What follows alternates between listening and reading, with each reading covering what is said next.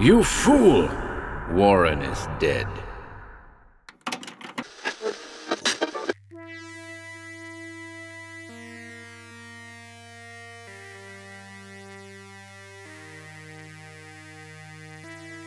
Welcome to HorrorBabble.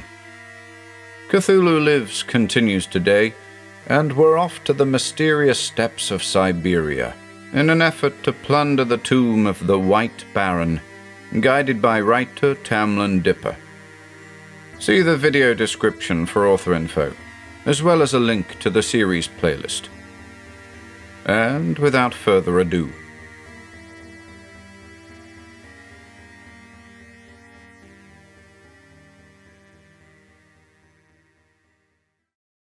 In the Tomb of the White Baron by Tamlan Dipper. Part 1. There are skies and skies. There are skies that cradle a man in light blue arms and mop the fevered mind with little fluffy clouds.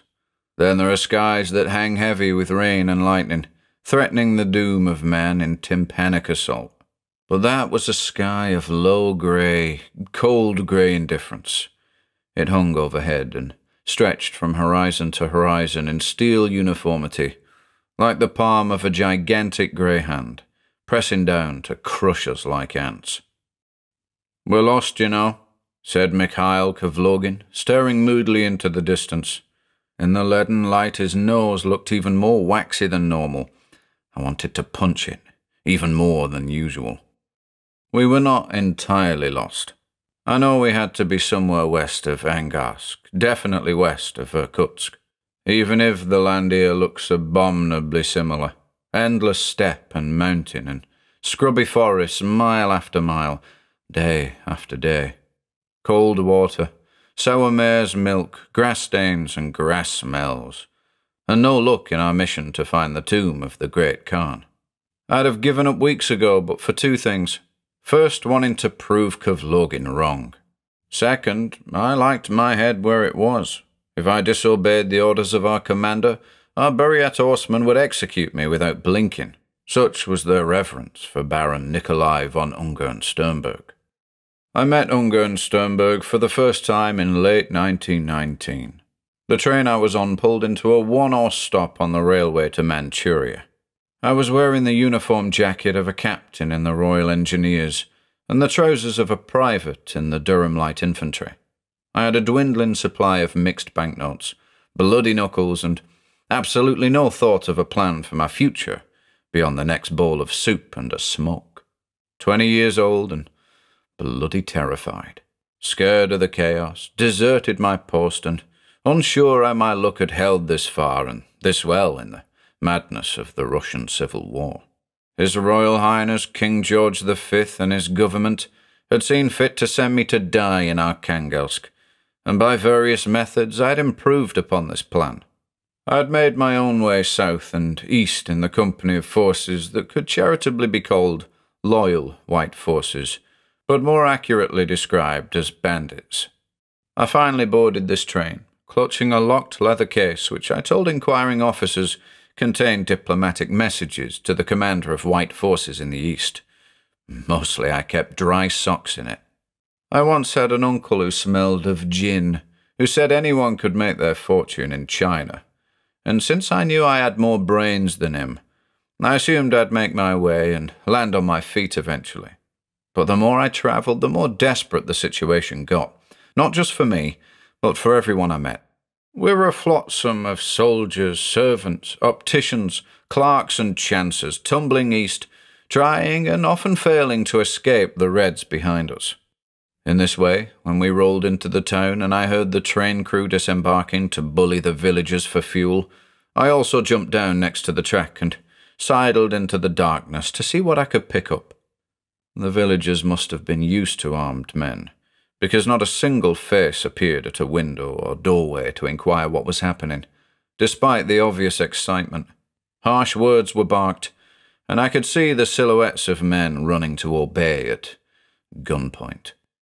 I was testing the door on an outhouse to see if any animals within were worth lifting into my sack, when I heard the first rifle shots. Irregular, Unenthusiastic, rattling coughs. Resistance to the train crew? Shot snapped out of the train, to be sure. Czech Legion men firing smartly from sandbagged positions. Very little flash. The other side of the tracks, then. I shoved my sack in my jacket and shouldered my own rifle in anticipation. A figure ran around the corner carrying a gun, and I shot him. Such meetings are always tense, and rather I panic first than him. I'm still alive, at least for now, so I've no regrets. I didn't stop to check his uniform. Not that uniforms were definitive at that point. Shapeless, lice crawling. I dropped him. More shouts, more shots exchanged. The tempo increasing. Someone was assaulting the train. In the dark, they would be able to flank the position. I had to decide whether to stay and fight or withdraw. I knew I should withdraw, but there was nowhere to withdraw to on foot. I couldn't even be sure which way was east, other than by following the rails. My left hand was shaking, like it does when I know I could die, and I realized I was going to fight. Forward, then, up next to the big bulk of the engine. Pale eyes of the driver, blinking at me past the iron plates. I put 2 rounds into the darkness with the fast lever action, to show willing, and tried to look intelligent. A round spanked off the metal to my left, but they were probably just aiming at the locomotive itself. A figure in a shapeless coat came up alongside the squat wooden house down the slope from us. Train crew? It waved a pistol in encouragement at someone behind him. An officer. I fired twice more, giving him a limp, and he ran away into cover. Still further down the train I could hear bugles and grenades. The attacking force were likely Bolshevik Reds, trying to put pressure on the line which was mainly operated by the Whites, and well supplied, judging by the bulk of activity. Not mere bandits looking for a quick prize, more than the train guards could handle. I dithered, hoping the train crew would raise steam, and I could get out by climbing onto the engine. But for whatever reason I did not hear the telltale sounds of coal slinging. I saw shapes in the dark that I thought might be a machine gun setting up. I put shots into the area. The movement stopped. I was peering into the night, trying to see what I had achieved, when the industrial chug of the gun sprang to life. I caught a splash of lead to my temple, and in the searing heat of that pain it must have rattled my brains. The next thing I knew I was leaping down the bank, angry, cursing and running into the oncoming attack. A Red stopped surprised, despite his fixed bayonet. So I roared at him at the top of my lungs, and he simply ran away. I fired as I ran and chased him. One set of eels running away was joined by 2 more, then 3. A cavalryman wheeled his horse and fired a carbine, but missed, and I plugged him in return. Shouts converging on me. I ducked behind a tree and reloaded, and the action brought me round. I was alone out here. I didn't know where the train even was, and I was surrounded by hostile Reds. I owe my life to giving up at that moment. I knew I was all in, hungry, exhausted. I had made a mistake, and was surely going to pay for it. Well, I might as well die a hero, provided no one would ever tell my mother. She'd never believe them. So I worked the action and stood up straight. 1 shot, 3. Some men ducked, some men fell. Then finally a fellow braver than me was charging with a fixed bayonet, screaming, "Ah!" I nearly fell onto the point of that bayonet with relief it was all over. Then, sudden as a dragonfly, a blur of horsemen huffed past me and cleaved the fellow's head above his ear, and he fell. I just stood stupidly. Cavalry were on all sides, a tide, sweeping the Reds back, and trampling prone men in the mud, which is how von Ungern-Sternberg found me. He introduced himself in clipped Russian as commander of the Asiatic Cavalry Division, and wasn't it a coincidence that they had caught up with the Reds just in time to see them off with some well-timed butchery? Fortunately, I had the presence of mind to lie. Captain George Fotheringay. I named myself after my hated Latin teacher, British Special Service, carrying diplomatic messages for white forces from London. Von Ungern was pleased to lend me a horse, and we rode off, in my case, very badly. I couldn't very well refuse, and I had lost confidence in the train for the moment. Long story short, I was taken to the von Ungern's camp, some days' travel away. To him I made grandiose promises of British support which would follow, and were worth fly spit. The meeting was in a stinking tent where we ate plov and drank wine by the light of oil lamps. There I was informed that the British authorities were negotiating to extract the Czech Legion and some others out of Vladivostok, if I wanted to go that way. However, since I was only slightly more keen to meet Lord Kitchener than Leon Trotsky, I decided to throw in with these white brigands on my own terms. I saw your gallant action and admire your work. I'd rather stay here and fight if it's all the same to you, if you can use a British officer. The Baron took my oath, and we drank several bottles. But far from relaxing, the drink only seemed to make him angrier. His eyes burned in the lamplight, and by the third bottle he was caressing his sword and raving about the true gods and how the Jews and cowards had turned away from some sort of older religion of gods in the earth and in the sky. He had some fixation on the Mongols and Buryat peoples as the descendants of warrior slaves to a race of people who lived or live in Tibet in some mystic valley or plateau. He called them the men of Leng, and apparently they put Homer and the Latins and Solomon to shame in matters of magic and conjuration. He seemed to think he had seen an old wizard of theirs conjure up beings out of the earth. The Baron said that if he could master the same, he could retake Moscow at the head of a new Mongol army, with fire-throwing artillery, and dogs made of knives and shadow.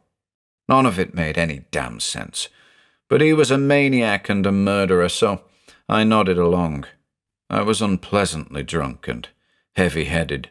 I think we may have even exchanged blows in some sort of grotesquely intimate yet joyless wrestling match before I passed out. Nevertheless, when I woke bruised in the morning, I was clutching a new sword, and the quivering wax nose of Mikhail Kovlogin fluttered above me, informing me he was my sergeant. I was to head up a reconnaissance unit of horse soldiers. I was a captain in the Asiatic Cavalry Division. Part 2. I did not see the Baron for some months, during which time I rode with a mix of Russians, Cossacks, and Buryats up and over hundreds of miles. During all that time I did not suspect the Baron of the meanest intelligence or ambition, and simply focused on playing the part of a tough Englishman. But that was all to change when von Ungern-Sternberg broke with his general, Semyonov, and we rode on the Mongolian capital to liberate it in the name of the Bogd Khan. The Bogd Khan being some local ruler who trusted the Baron more than I did. I had nothing better to do, so I went along. I rode, and I rode, over more leagues of grass, and up over mountain passes, under the boot heel of an endless sky. When not riding, I dreamed of cake and ale. My Russian improved, but I never grasped the subtleties of the language of our Buryats. In fact, I later formed the opinion that the Baron's closest elite were neither Buryat, nor Tartar, nor Cossacks, but some sacred band or ancestral devil cult drawing on many bloodlines. They kept their mouths shut tight during the day, and kept to themselves round their own fires at night. They spoke a dialect of strange gurgling clicks I've never heard spoken elsewhere, and knew no songs. Their only passions were killing, and various icons or amulets they hung around their bodies. We European troopers assumed the amulets were supposed to have life-saving qualities, the way saints' relics were supposed to. Their faces were not unpleasant, but were as empty and uncaring as the sky over the steppe. I did take to horses, however. There is as much difference between a Lancashire brewery nag and these tough little ponies as between night and day. And on the whole I preferred my pony to any man I met. He was loyal, enduring, and never complained. And though I led him into danger, he never cursed me or ran out. I even respected the ponies of our enemies, although I rarely respected the men on them. I digress. My candle wavers, and I must press on before it dies. We attacked Urga, the capital of Mongolia, as we always did, with shouts and cries of triumph. A disciplined enemy, well prepared, would have cut us down in swiveling machine gun fire. But although the garrison had machine guns, they had no discipline. We were as wolves among sheep. We killed more with the sabre than the rifle, although I was by now accustomed to using my Winchester repeater from the saddle. Muddy alleyways, dirty plaster, rotting wooden gambrels, and grimacing faces. Our glorious victory smelled of blood, soot, and open sewers. I thought myself lost at one point, but Kovlogin, who stayed close by me out of cowardice more than loyalty, cried out as he saw the Baron. His closest riders flashed past at the gallop. We caught up and fell in with them as we made our way among the monasteries. Urga was as much monastery as city by this point, heaving with zealots like a blanket does with lice. Yet we did not head directly for the richer-looking buildings as I expected. Instead, we found our way to a sordid side street, and a complex slumped like a sow, with ancient timbers and blurred carvings surrounding a stone fane with dented brass doors. Von Ungern saw us and licked his lips with frustration. He clearly did not want us there, but was compelled by some great urgency to press on without discussion. Whether through drink or bloodlust, there was an absolute fire in his eyes and blood on his blade as we ducked inside. Greasy-looking young acolytes dashed towards us by the light of oil lamps, and the nature of our visit was made clear as they were slashed by savage passing cuts, losing fingers and arms, and collapsing in defeat. Through a maze of corridors we went, turning back on ourselves, and it felt as if we descended underground before we came to a room for worship and prayer. A wizened head priest sat there on a faded vermilion cushion, wearing a white robe, and strung with gold chains and ornaments. He glowed like a carbuncle in the jaundiced candlelight. A thick incense that smelled of sweet wine and copper and bitter herbs hung in the air. The incense instantly made my head swim when combined with the unwholesome fetor of unwashed flesh. But for all his years, this head priest seemed unperturbed by von Ungern, almost as if he recognized him from some earlier acquaintance. The Baron stalked forward, a predator closing on a baby, but the old man still didn't flinch, and addressed him in the clicking, gurgling language. Von Ungern responded fluently, spitting some sort of triumphal ultimatum, but the old sage barely blinked. I would have been impressed by his stiff upper lip, but for the degraded decadence of the man and his quarters. These had clearly seen better days, with gold leaf flaking from every surface, and red lacquer cracked with age, exposing the ancient wood and stone beneath. Great bas-reliefs, friezes, and filet statues were everywhere. At first glance, these looked like typical Oriental temple demons. You know the sort of thing. Gouging tongues, twisting bodies, grinding men between mountains. But the artworks were diverting in their way, since I could not follow the discourse of the two main figures in the room. As my attention wandered, I noticed peculiarities. These were not demons in the usual fashion, with fangs and elaborate hats. The demons here tormented men in the guise of winged creatures, with the heads of fish and cuttlefish monstrosities. I thought I might be drugged or hallucinating. I wondered if there was opium in the incense. Strange that a steppe people should find the sea frightening, since few would have seen it. Perhaps it was just something alien, and that perturbed them. But the torment seemed more varied than other temples we had invaded, more imaginative and drawn in delighted detail. The hunched, squid-faced ones rode on the backs of giant golden worms, and blasted horse warriors with multicolored fire. Fish and frog-headed demons met with Mandarin officials on the shores of the sea, seemingly in conclave and discussion. One played a lute for a party of concubines. I realized that the Baron was striking and burning the old priest, while his troopers hung back in awed fascination, apparently seeking some secret from him. His rage grew, and as it did, his grasp on the clicking language seemed to escape him. He raved about being the new Sansu, and how he would follow the Great Khan's footsteps to Leng.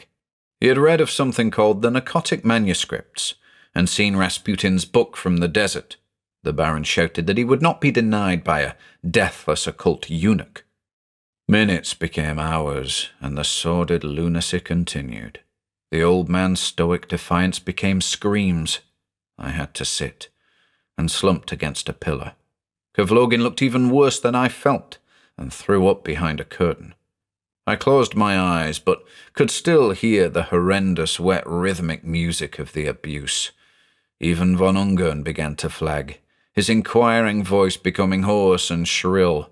Blood spattered some of the friezes, and made the eyes of the demons look alive. They gazed down with approving stares at the monstrous tableau. As my head swirled with migraine-like discomfort, I thought I even saw the smoke drifting into shapes whispered from the mouth of the old man. A shape of fumes and starlight taking form behind the Baron, who leaned in close to catch the whispered imprecation. In my fuzzy mind, I swear it took firmer lines, the lights within the cloud pulsing, and the distant sound of flutes piping a crescendo. The cloud formed talons and began reaching out for the Baron's back, as if it could shred him with those coalescing daggers. I could not move, but stared in fascination as a demon assassin seemed to congeal in my fevered imagination. I could not look away, and my blood rose and hammered in my veins, my body reacting to the peril, even though my wits deserted me. The hideous scene collapsed at last, when Kovlogin managed to raise a shriek, thin at first, rising to a desperate animal wail. The Baron turned, raising his sword and some sort of talisman in his offhand. But I was fixed on those lights in the cloud. I felt I was falling into them, like dropping down a well, and I passed out. When I awoke, we were outside the temple some hours later, as I'd passed away in a dead faint and had to be carried out. Strange to tell, under the soot stains from the burning buildings, I discovered I was cross-hatched in fine cuts, even beneath my clothes. The Baron and Kovlogin bore similar marks on their exposed flesh. The Baron was triumphantly clutching some ornate scroll rollers and attempting to decipher them in the light of the fire, even while shots and screams of brutality continued around us. Insensible, I was carried away to our new headquarters for treatment by a frightened Chinese doctor. But before I could fully recover, and without an opportunity to cross-examine von Ungern about the events, he gave me brusque orders to ride out to a reference point penciled onto an old military map. The ground was northwest of our position, just on the border with Transbaikal. I was to take 4 of the Baron's most loyal troopers and spare horses and ride with all haste to reconnoitre the area. Conspiratorially, the Baron informed me that we had intelligence concerning the whereabouts of the tomb of Genghis Khan, supposedly holding enough treasure to buy a nation and make us wealthy beyond our dreams. Although I could see he was a poor dissembler, that he was not telling the whole tale of what he learned from torturing the old man, nor did he betray any hint of what had terminated his inquiry. We made preparations and rode out within hours. I decided to take Kovlogin partly out of honest gratitude for his warning scream, but also because I still hated him. I ordered him along because I think I knew a doom awaited us. The desolation and stench of Urga fell behind us as we rode for the clean steppe. Part 3. There are skies and skies. There are the rain-pregnant skies of Lancashire, kissing moisture into the rich black earth in late spring, skies that whisper the green grass up from its slumber to feed hungry sheep. And there are skies that stare at a patrol of horse soldiers from on high, skies that have seen every murder by day or by night, and know every secret. We rode for days without incident, until one day in the distance our companions raised an alarm, calling Red Horse. We immediately wheeled to ride for cover. Bolshevik cavalry, on identical ponies to ours. Conical felt hats instead of fur. Bolt-action rifles, not repeaters like ours. More numerous than us, though, and highly likely part of a larger formation sweeping the area. Possibly a cavalry division nosing towards Urga. Possibly just sweeping for white bandits in general. Not our mission in any case. We rode hard to escape them. The gods laughed. We outpaced the bulk of the Red Force, but 3 days later we crossed the remains of a small camp, which suggested a group was hunting us out and making a determined go of it. Worse still, from the debris and the ashes of the fire they were real horsemen, not conscript town boys. The only sunny side was that professionals might prefer to hunt us down by themselves, and not send a rider to drag in more forces and have to split the spoils, meagre as they were. If we could deal with them, we might gain several days' grace. They found us the following day, and maintained a steady, watchful distance, perhaps hoping we would lead them to a larger force, or betray some store of food and weapons, or secret trail. Like I say, disciplined, professional. They kept pace, and now we could see that they outnumbered us 2-1. An opportunity to evade them presented itself when our lead rider called back a defile leading down into a wooded valley. Larch and birch were crowded by pines, the low branches making riding difficult and shortening sightlines. If our pursuers wanted to keep us in sight, they would have to come down and follow. If they stayed above, we could lose them any number of ways. The soft green dimness seemed a sanctuary. At first, instead of the barren wind of the grasslands, all was resin-scented and rustling. Going down into the valley was like being submerged in a green sea. At our first opportunity, I set up the ambush, a break in the trees with tall grass and a couple of fallen logs to take cover behind. We watched the trail cautiously, our horses well away. Noon sun cast deep shadows. Insects chirred in the air. First one rider, then another came out along the trail we left. High-peaked Bujonovka hats over bearded, weathered faces. Red stars clearly visible on the clothing. 3 men were into the little clearing before a 4th looked around suspiciously. 2 more rode past him, and I saw he was about to speak just as I was able to fire on the horses of the final pair and bring them down. Whereupon all hell let loose. 5 repeaters put down more lead than the Reds' bolt-action carbines could have managed, even in a fair fight. The suddenness of the fusillade and the high-pitched war whoops of our devil men panicked the horses and caused further havoc. Soon, all we could hear was gasps and distress from men and horses. I would have lain there, waiting for the wounded to die, rather than risk going to inspect them, but I heard another noise suddenly. Boots hammering away, and the swish of tree branches. I called to Kovlogin, who rediscovered his nerve, after the odds were now in our favour, and we leapt off like a pair of wolves, sabres in one hand, rifles at the trail. Our man was bareheaded, clutching his arm, and hurrying away, setting quite a pace. He moved nimbly despite the injury, and it took several hundred yards for us to track him down. Behind us, I could hear our men finishing off the survivors without me. The fugitive had found another clearing and made the mistake of diving into an obvious hole in a low mound or hillock, perhaps just witless with fear or maybe hoping we would pass by. There was no other trail in the long grass. However, while he was now trapped, it did leave us the predicament of how to get him out. Kovlogin showed me the broad side of his nose as he waited for me to take the initiative. And, after watching the hole in the hill for a few moments, I decided going in was too dangerous for my tastes. I called out to our men, and after an abominably long time they emerged from the trees behind us, walking the captured horses and grinning. I explained the situation to them, and they were all for diving in after the injured man like terriers after rats. However, I had an alternative. A search of the red saddlebags revealed some grenades, and 2 of us made ready. 1, then 2 bombs were thrown down the tunnel, and after some scuffling sounds, the man burst out, wild-eyed.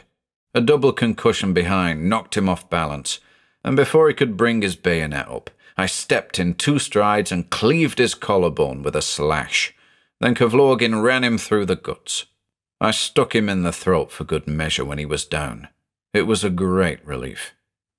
My first thought was to account for all our pursuers, and conceal our trail as best we could. I had thoughts of lying low for a few days, capitalizing on our captured supplies and the horseflesh, and taking a break from this war in the greenest spot I'd seen in months. But Kovlogin, like the rodent he was, followed his nose and ducked inside the hill where the man had hidden, emerging afterwards and calling for light. Surprised to find old Waxnose so animated, I ducked inside and pulled a candle stub and matches from my pockets. There was just enough room in the tunnel for us to examine what he had found by the candlelight, if we didn't plan on settling in for the afternoon. What we saw was that beneath the turf, the walls of the tunnel were lined with the long rotted remains of wooden walls, but the tunnel itself was blocked by a stone wall, or possibly a door. It was inscribed with carved writing in the Mongol style, top to bottom, but the blast of the grenades had cracked the slab, revealing an open space behind, although the gap was too thin to permit light to intrude. I pushed Kovlogin back out, and called the more senior horseman in. His eyes went wide on seeing the slab and the inscription. He began muttering a clicking prayer to himself and gurgling, then called out to his fellows, who crowded me out. I couldn't understand one word of what they were saying, but it seemed very important. I stood in the cool sunlight, drank water and ate some rations. The clearing was quite pleasant, in spite of the mound, shielded from the wind by the valley and the trees. I thought I could hear a stream nearby. The senior rider came out, smiling ferociously, and clapped me on the arm. "Writing says his tomb of great calm below," he informed us. I considered our options. Ride back now, and we risked running into more patrols. Wait, and we stood a better chance. The Reds might move off. Plus, in the event that this was some fabulous treasure tomb, I'd rather take my share up front than trust it to von Ungern. The madman was just as likely to spend it on bribing the bogged Khan to make him a prince of Mongolia. Safer to make a private withdrawal under the guise of getting evidence we had done our job. Then bid a fond and speedy farewell. My official plan, which was to gather evidence and head back to HQ, I explained with some difficulty, and many grand embellishments to our devil men. They never trusted me, but ultimately the Baron had told them to follow my orders, and after all I had led them to the tomb. So they agreed to make camp properly, and to begin manually excavating the door. Nothing would persuade them to violate the site further with explosives. As night fell, I could feel Kovlogin's venal eyes straying to the tomb distractedly. Had he overheard the Baron say there was treasure within? It would not be a restful few days with that backstabber around. I had to think on. Part 4. The next 2 days were frankly idyllic. With the proper comportment of an officer, I refused to help dig. Instead, I rolled in the soft green of the trees, as one wakes lazily in the bed of an honest woman. There would no doubt be trouble, but not immediately. Not before breakfast. Insects spun, sun diffused, small game scurried. We ate the small game. I tried to plot our position more accurately, with no success. I thought about home, Lancashire, and where I'd buy my house with the loot. Maybe Hest Bank overlooking the sea, which I could swear never to cross again. Maybe I could train up as a doctor, nice family doctor. I could stroke the fevered brow and hand out sugar pills with the best of Harley Street. All our men dug into the mound with great care and furious intensity. One older, one youngest, two others. I cannot remember their faces now. The older horse soldier had a mole on his lip, partly hidden by his beard. The youngest had very pale brown eyes, and on one or two occasions I swear he nearly smiled. He sniffed a lot. In fact, now I note it down, they all sniffed and sneezed as they dug. Was there something in the air? Or something in the foul air arising from the tomb? Well, they dug, and they served their master, the Baron. Much good it did them. They used bayonets and tools from the baggage of the Reds. Kevlogin made tea, and wandered off, supposedly standing guard. He chased game badly, and caught nothing. Who knows what he really did? Probably laying up supplies to run off. I know I was. He seemed troubled, certainly. Furtive. Maybe his peasant soul picked up on something. Or perhaps he just revolted at the thought of disturbing the sleep of a king, even a dead one, because our devil riders became increasingly convinced that this was a high tomb of great significance. When they took their infrequent breaks to drink water, they would whisper repeating stanzas of prayer or incantation. I could not understand the language, but their stances betrayed concern and reverence. On the third day, with delighted cries, they removed enough soil to be able to prise one half of the ceiling stone away and carry it delicately away and place it on the hillside. It was incredibly old, and in the light seemed to have a soft greenish tinge to it. The letters ran Mongol fashion, but even with my limited knowledge I could see this was far stranger and far older. The letters leaned drunkenly, melting like warm wax. Hieroglyphs, or maybe illuminated letters like a medieval parchment, were interspersed among the regular script. A pendulous star, an eye, a different star, barbed, a sort of bird's nest of lines repeated several times.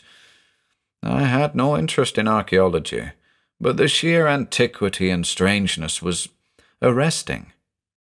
Kevlogin and I went back into the tunnel and tried to peer inside. Candle stubs were retrieved from our packs, and with great care we lit them.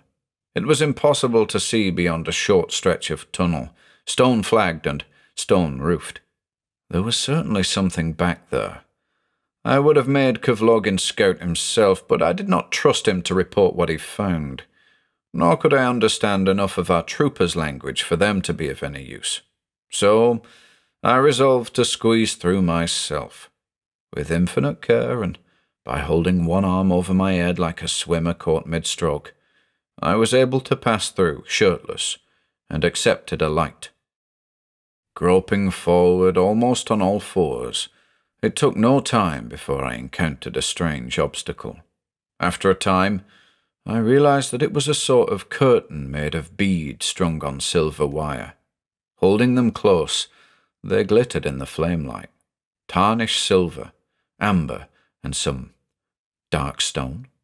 I pocketed a handful where wires had broken, but as I did so I became aware of the much larger chamber beyond, and pressed into it.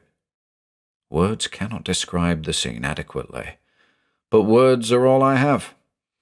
It was in some sense slightly squalid, low-ceilinged. I could not quite stand up straight.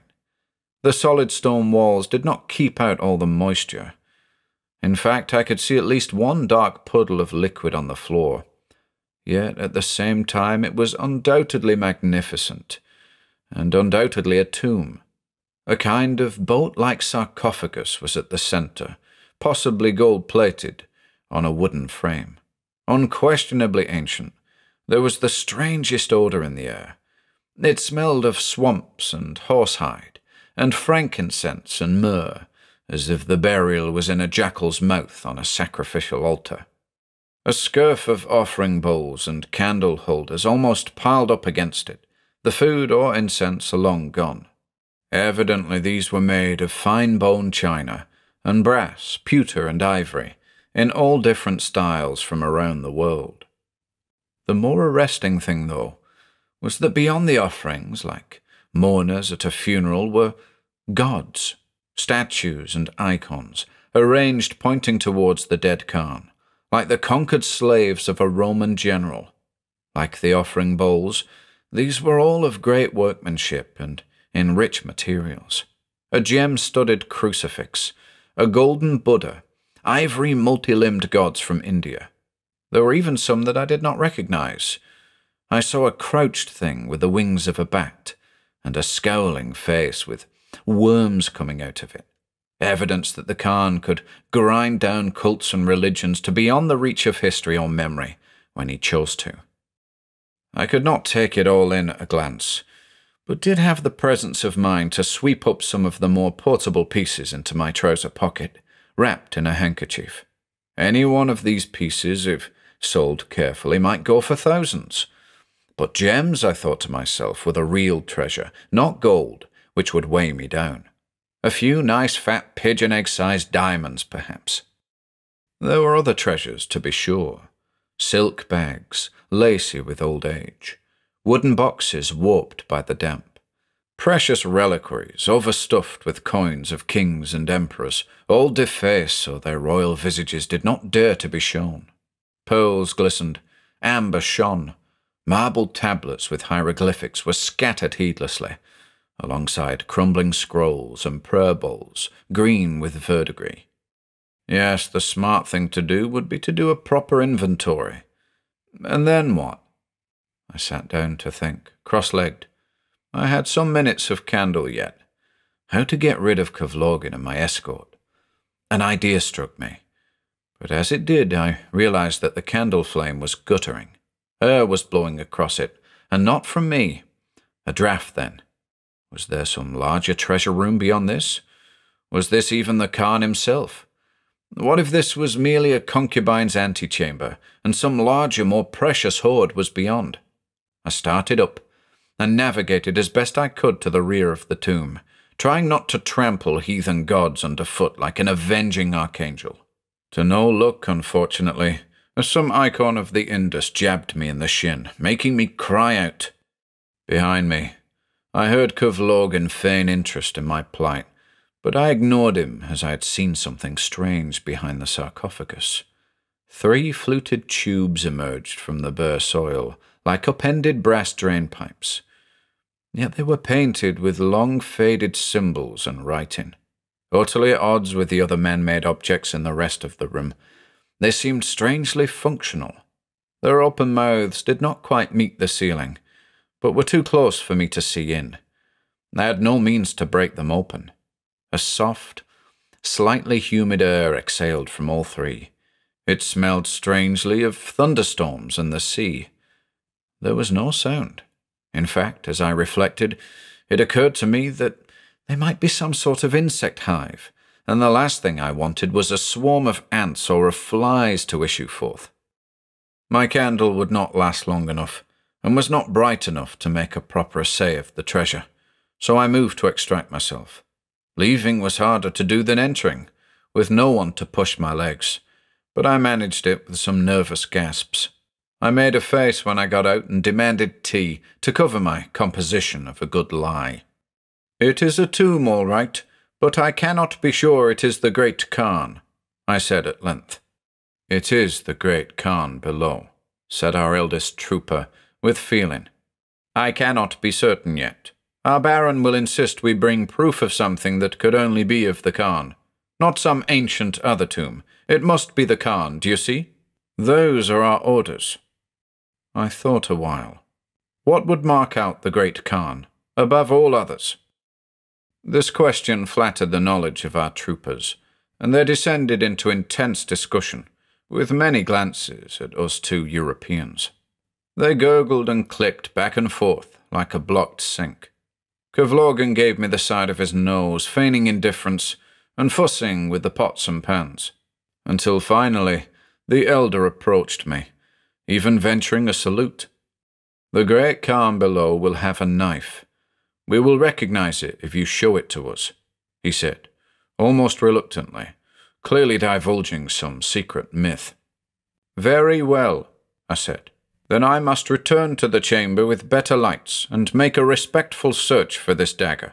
But," I said, with a theatrical flourish towards the sun, "I will need better light. We must get lights, yes?" This provoked a further parliament of our 4 men, which, being more mundane, I could slightly follow. It seemed our youngest lad had the bright idea to hunt up some fat game, render the grease from their organs, and make rushlights from ration tins.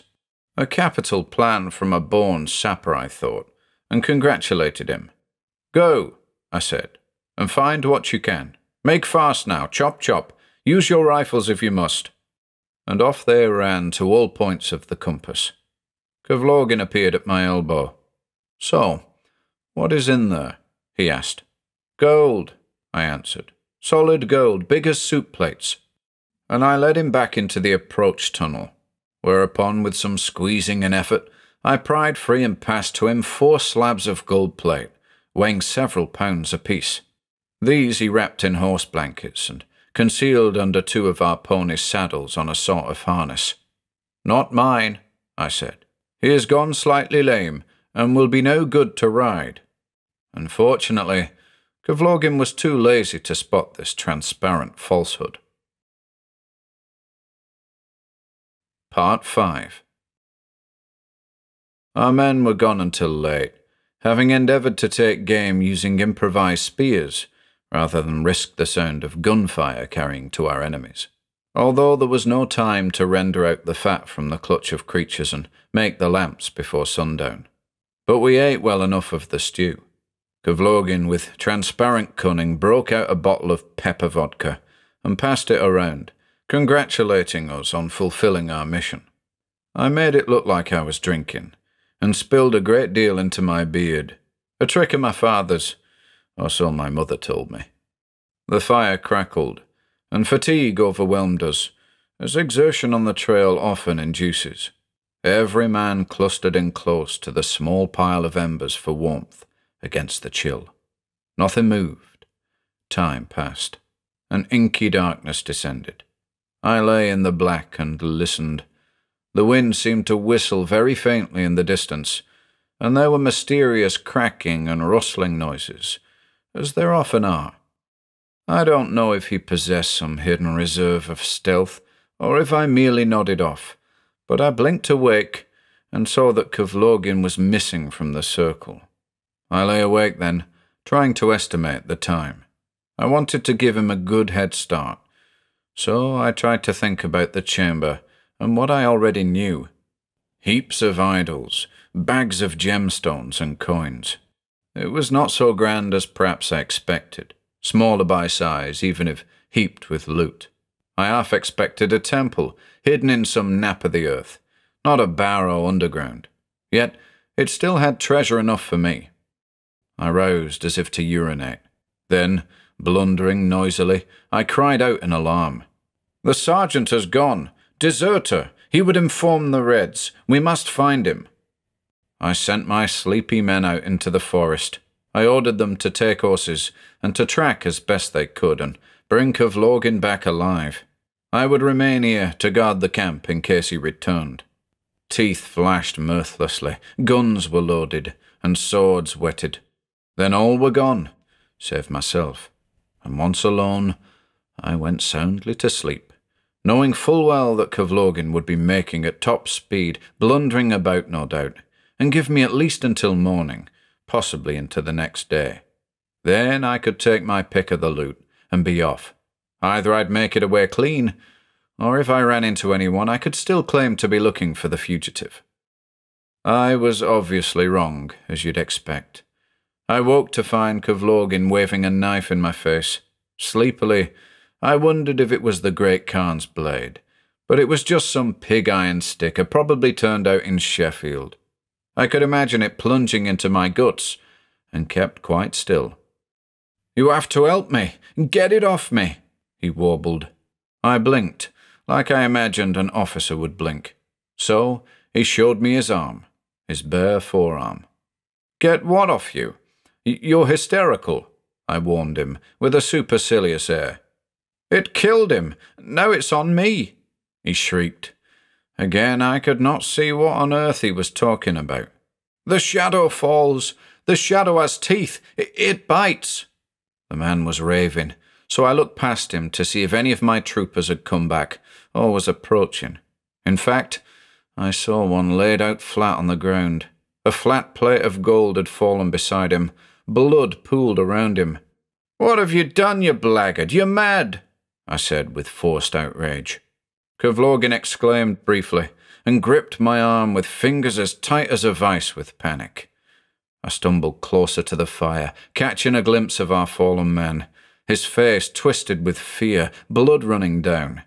Yet another dead man, but something seemed unusual for all that.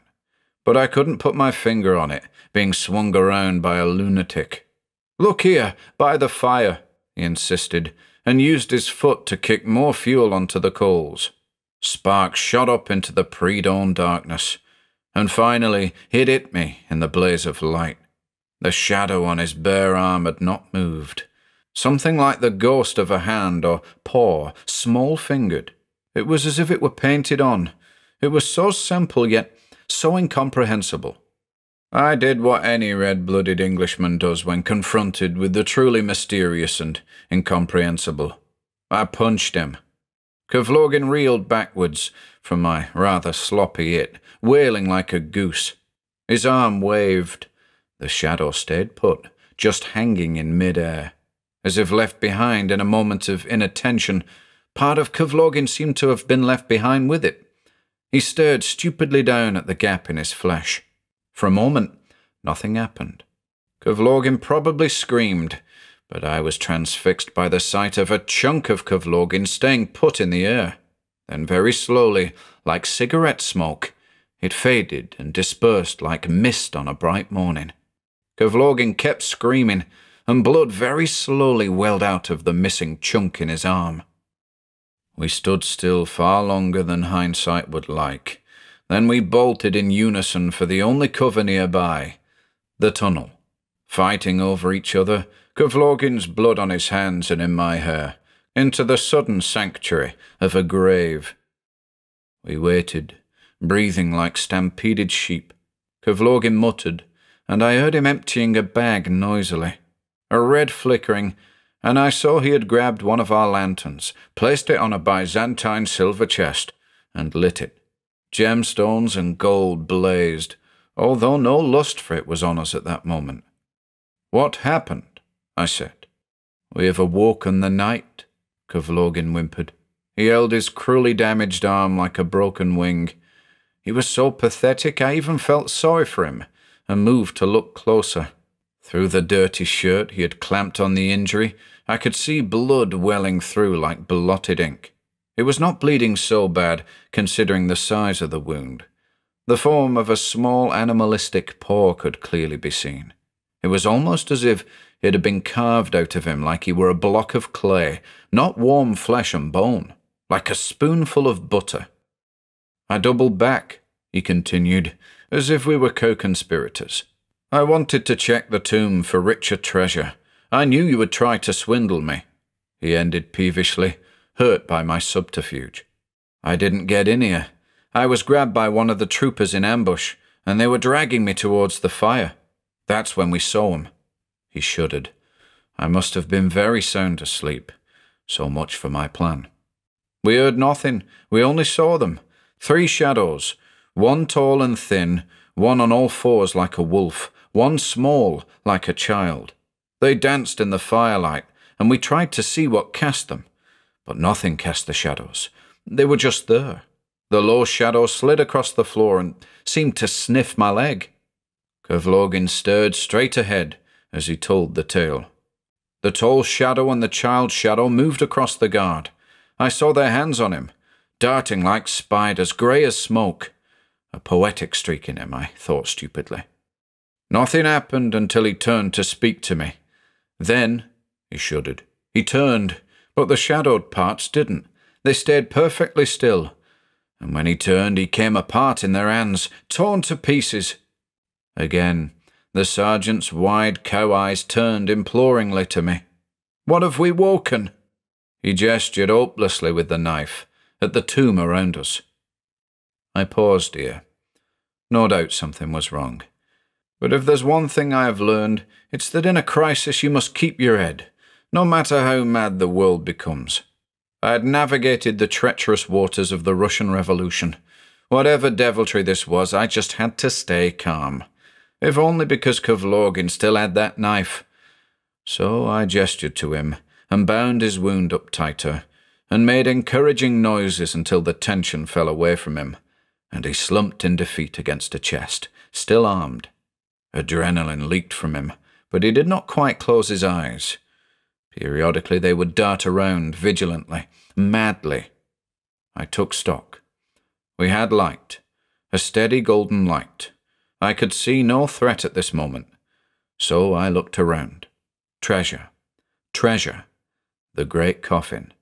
Then, with great forced nonchalance, I began searching about me. Like a man looking for his glasses, I picked things up and discarded them idly, not seizing anything, until Kovlorgin stopped staring. I wanted him to get accustomed to me moving around, before I searched in earnest. I had half a torn shirt from the bandaging, and fashioned that into a bindle. I filled it with the most portable treasures I could see, jewellery and loose stones. I found a gold crucifix, and handed it to Kovlorgin casually, as one would pass a newspaper one had finished with. He was pathetically grateful, and clasped it to his chest with childish fervour. But I was only partly interested in loot. I did not know what misfortune waited outside and might come for us, but the thought occurred to me that whatever sort of predatory thing had attacked my companion, my best bet was to ensure it fell upon him, while I made away. To that end, I would need to put a crimp in his ability to keep up with me. I needed a knife, and I knew from our men that the tomb of the Khan would have a knife, or at the very least surely there would be a sabre. Kovlorgin began whining a prayer, no doubt to comfort himself, as I completed my first circuit. I glanced behind the coffin, and saw again those 3 odd-looking tubes. 3 tubes. Hadn't the sergeant said there were 3 shadows? Could shadows live in a pipe, in a tunnel underground? I suppose it was as good a place for living shadows as any. I wondered if they were holding back because of our lamp. But then hadn't I been told that they attacked in the light from the fire? Put that out of my mind. Escape first, escape always. "Where are you?" said Kovlorgin plaintively. "I cannot see you." "I'm behind the sarcophagus, Sergeant. I am looking for a way out," I said, almost honestly. "But I cannot see you," he repeated. There was nothing back here, so I rounded the far side and stopped dead.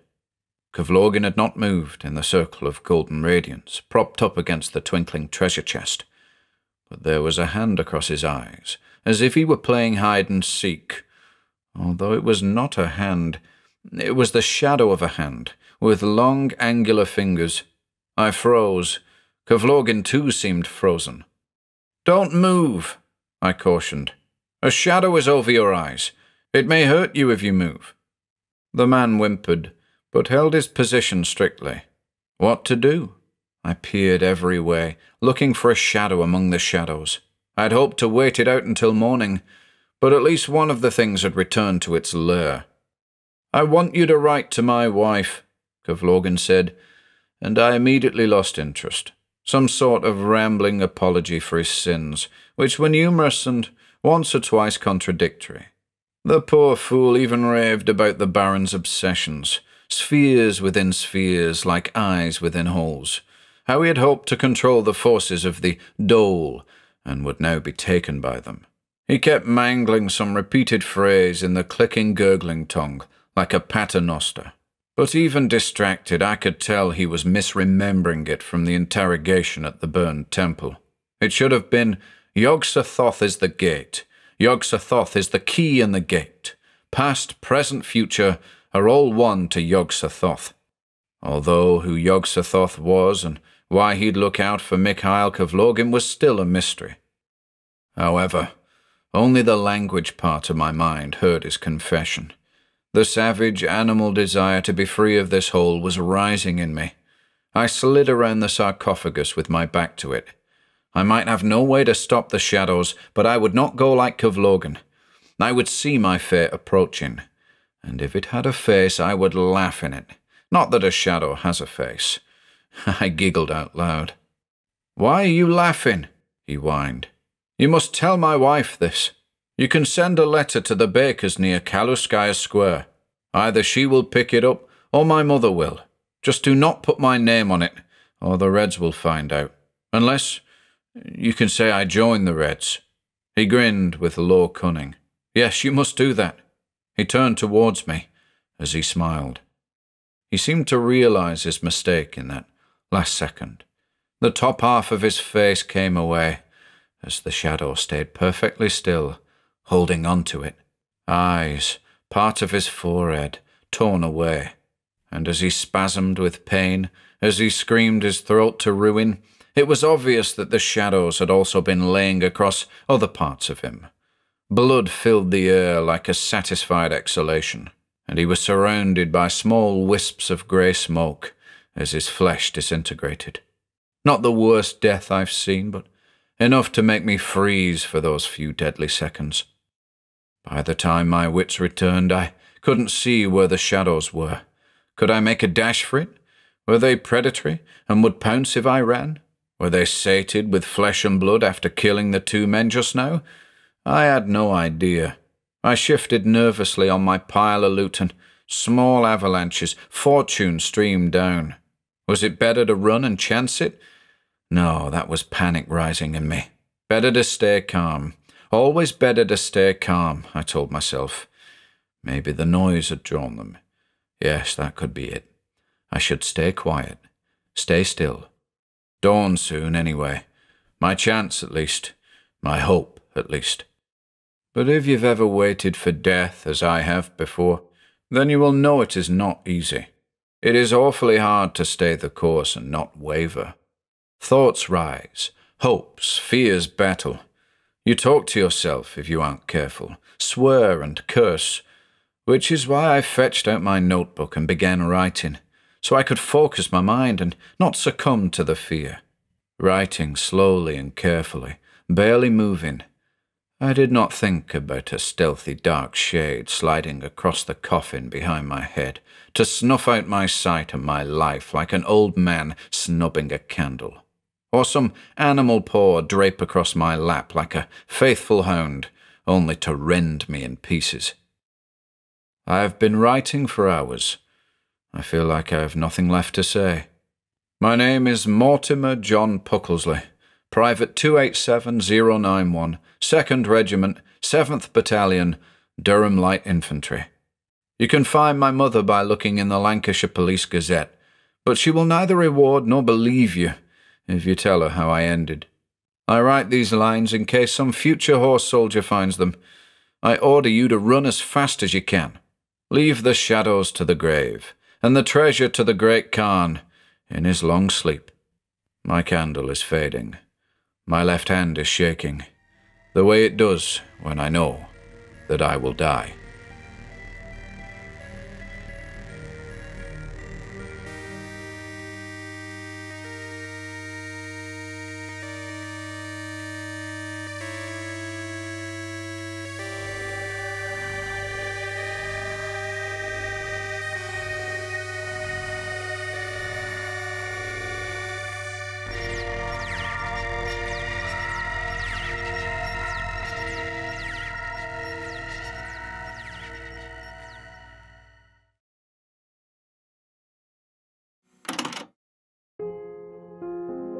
If you enjoyed listening today, be sure to subscribe to the channel by hitting the red subscribe button below. After doing so, click the bell icon next to the subscribe button to receive new content notifications. If you'd like to support our work and receive exclusive perks, consider becoming a channel member by clicking the join button below. To support us in other ways, see the video description for links to our Bandcamp and Patreon pages, our merch store over at Teespring, and further information relating to our releases on Audible, iTunes, and Spotify. And until next time.